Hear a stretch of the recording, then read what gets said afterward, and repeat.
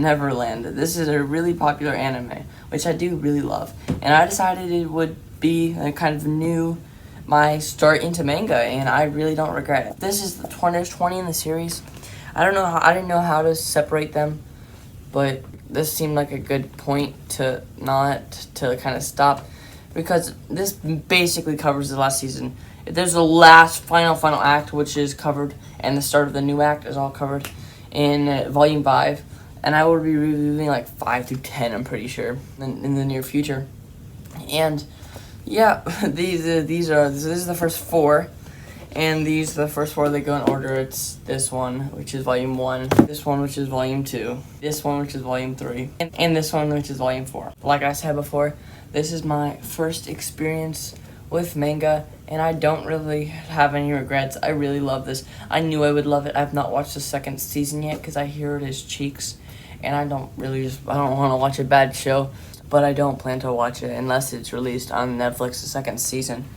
And yeah, I really did like this, and from now on I won't be buying these because these are like $40 for this 4. So, and I don't want to get them online either because I want to use my money for books. But I will be reading manga at like the Barnes and Noble now, just reading the whole thing because I can knock one out in like 30 minutes. So I think that's what I'm going to be doing for my manga reviews from now on. For manga, I'm going to continue with this series. I'm going to be reading One Piece and Attack on Titan, which I'm in the middle of right now. So those are what I'm going to be reading in the future for anime, and I'm also going to be continuing with this. Duh. Let's get on to the review. The first 4, I will have a spoiler-free section, and I'll have a spoiler section, but if you watched the show, at least the first season, I'll be spoiling the first season. So if you've watched the show, you can listen to me talking about it, and it is different. I don't know how different. I'm not used to manga and the show, like how faithful animes is to manga. This was pretty, I sense differences, but honestly it was pretty similar. Both were really amazing.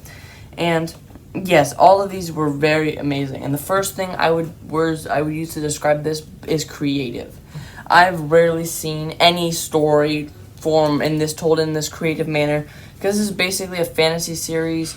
It's very mysterious. It's also like you're uncovering what's happening. It's very like Animal Farm-esque, like, because you're like, oh, we're actually being hunted, and you feel so not important, like you don't matter. But this also like does really, really work, even though it makes you feel really weird, like. But they do overcome a lot of their troubles, and it's really cool to see that. And they're getting trouble, they're getting hardship, and it's cool to see them overcome it. Cool to see the backstabbing. It's cool to see all this, just everything play out, and it plays out very, very well.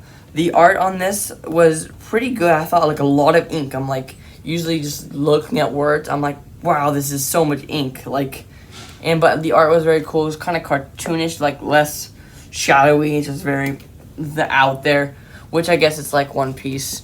And also, but Attack on Titan's very different with it. It's just like Attack on Titan's more like shadowy, and that's what I'm gonna compare it to with what I'm like reading.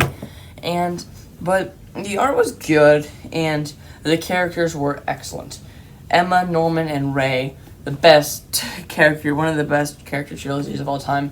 Phil is the best character ever of all of everything. So this is undisputed. Phil is the best. Phil is just so wholesome, but he's rarely in this. He's in it, but like he's not as beautiful as Phil is in the show, and that's just something I'm gonna compare it to. I really, really loved Phil, but he's not here.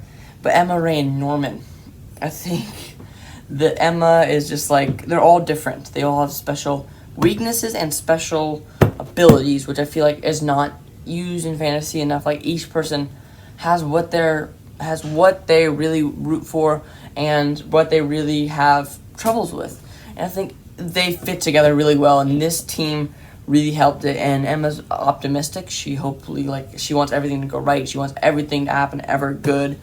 And Ray is more like mean. He okay, we're gonna need to put not in a spoiler context. He's like, we're gonna need to leave some people behind. We're gonna need to need to make sacrifices. And he's very brooding. He's a mean character, and I think Norman is the perfect bridge between those two, because he sees what Emma's saying, but he also tries to kind of make the bridge, and I feel like that's the perfect combination. I can't think of what a better thing that is. It was just so great to see those characters work together, and that's really one of the favorite things. And I can't really explain how creative it is from a non-spoiler context, so I think from here I'm going to go into spoilers. But just so you know, if you've watched the show, feel free to watch, because this only covers season 1 of the show, a little bit less than season 1. So if you've watched the show, come on, just you can watch it. And nothing really different. Nothing really is too different from these. But I'm going to go straight into spoilers. 3, 2, 1, go. Alright, now spoilers. Like, you're going to talk about the one thing that really happened, that they're being farmed by demons. It feels so weird when I say it out loud, but it's true. Like, they are being farmed, and it's funny how weak they feel, because, like, you're not as strong as anyone, so you're not going to physically beat a demon. You're going to have to outsmart it.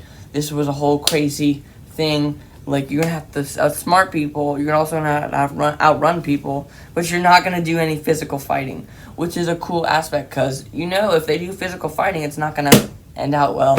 It's going to be demons, as you can see in the very first volume. They're like, how gruesome they are, and how gruesomely they killed the little girl. It just shows you that happening, and alright, like, it was a good kick in to show how scary and how, like, legit these people are.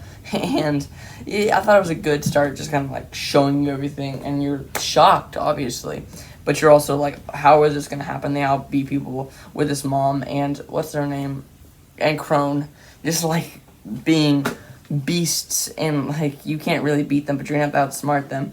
And there's so many double crossings, like one with Ray, and like everyone knows everything, but they're pretending they don't. Like, especially the mom's so mysterious. So is Ray. I had no idea Ray was gonna make the decision if I hadn't watched the show. It was very, very good. I really had so much fun with these.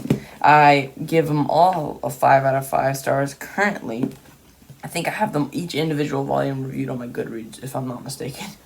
And I don't know what else to say.